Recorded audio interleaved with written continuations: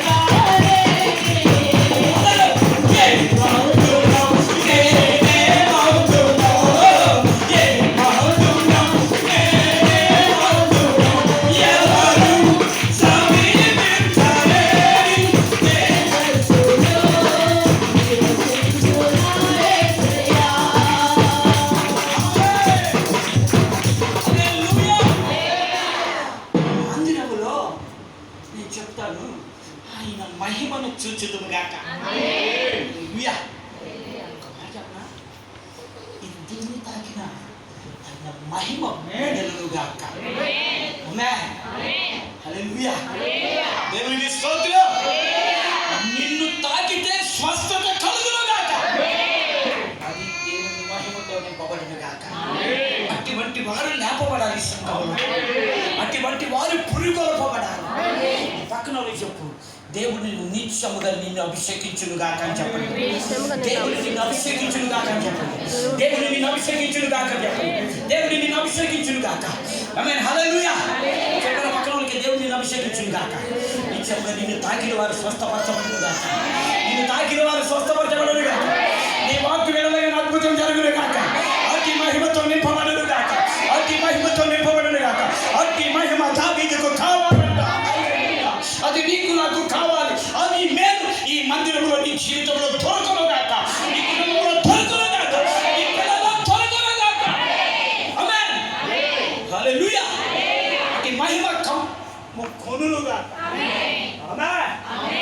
దేవుని మందిరం అంట ఆయన చొక్కాయి అంచులతో నింపబడింది. ఆమేన్. హల్లెలూయా. ఇట్టి మేలును మనం పొందుకుందాము గాక. ఇప్పుడు వరకు వచ్చి ఏదో మేలు కొరకు, భూ సంబంధమైన వాటి కొరకు ప్రాకులాడి ప్రయాసపడి ఉంటావేమో. ఈరోజు పరిశుద్ధాత్మ చెప్తున్నాడు, నీ ప్రార్థన శైలి మారునుగాక. మారునుగాక. నా పిల్లయ్యా, నా కొడుకయ్యా, నా కూతురయ్యా, నా భర్త ఎంటవా నిత్యము నువ్వు మహిమతో నింపబడు. నీ మహిమను చూచి నీ భర్త మారునుగాక. నీ పిల్లలు మారునుగాక. నీ అల్లుడు మారునుగాక. నీ కోడలు మారునుగాక. ఆమేన్. దేవునికి స్తోత్రం. అతి మహిమతో నింపబడునుగాక. ఇదంతా ఇంట్రడక్షన్ వాక్యం. హల్లెలూయా. ఇంకా నీ వాక్యం ఉంది వాళ్ళకి.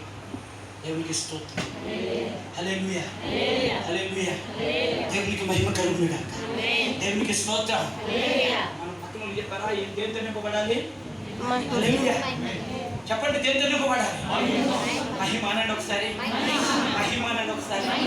అది ఇప్పుడే నీ మీదకి రిలీజ్ అవునుగాక. హల్లెలూయా. హల్లెలూయా. పొందుకుందువుగాక. అనుభవించుదువుగాక. అనుభవిస్తున్నారు కాబట్టి మీతో నేను ఇలా మాట్లాడగలుగుతున్నాను. దేవునికి స్తోత్రం. హల్లెలూయా. చెప్పాలి హల్లెలూయా. దేవునికి మహిమ కలుగునుగాక. దేవునికి మహిమ కలుగునుగాక. ఆయన మహిమ నీ మీద నుండునుగాక. హల్లెలూయా. హల్లెలూయా. హల్లెలూయా. దేవునికి స్తోత్రం. ఏమడుగుతున్నాడో తెలుసా దావీదు? దేవుని మందిరానికి వచ్చాడు. వచ్చిన వ్యక్తి ఏమడుగుతున్నాడో తెలుసా? అయ్యా దేవునికి స్తోత్రం. హల్లెలూయా. దేవునికి మహిమ కలుగును. ఈయన మీద నిత్యం ఈయన మీద వెలుగుంటే బాగుంది. దూరంగా అదే అదే కదా. దేవునికి స్తోత్రం. హల్లెలూయా. ఏమడుగుతున్నాడు తెలుసా? అయ్యా నీ ప్రసన్నత నేను చూడాలి. గ్లోరీ. హల్లెలూయా. ఎప్పుడైనా అడిగావు నీ లైఫ్లో? ఎన్ని సంవత్సరాలు ఇక్కడ మోకరించావు? ఎన్ని సంవత్సరాల నుంచి భక్తి చేస్తావు?